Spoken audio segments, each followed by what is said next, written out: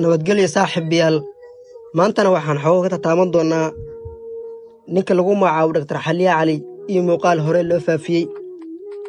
Dr. Xaliya Cali waa hal-abuur caan ah oo ku leeyahay barnaamijyo qosol iyo madadaalo leh bartiisa TikTok-ga, halkaasi uu ku leeyahay taageerayaal badan.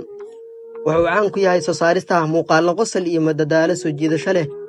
Waxaa dhowaan soo baxay warar sheegaya in been abuur laga faafiyay ninka lagu magacaabo Dr. Xaliya Cali, taasi oo keentay inuu ka jawaabo inuu yihiin been abuur eedeymahaasi.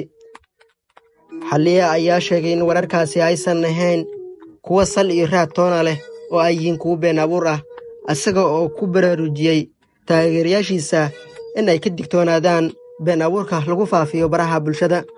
Waxaa muhiim ah in la xasuusto in faafinta wararka aan saxda ahayn ay dhaawici karto shakhsiyadda qofka, sidaa darteed ay tahay in aan ka taxadarno faafinta macluumaadka aan saxda ahayn.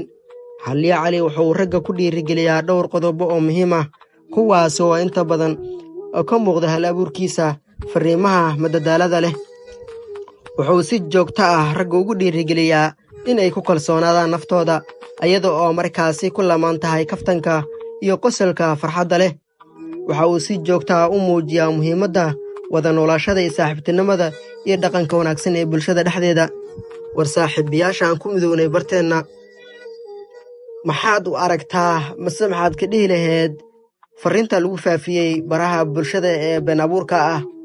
Maxaadna ku taageertaa ninka lagu magacaabo Dr. Xaliya Cali?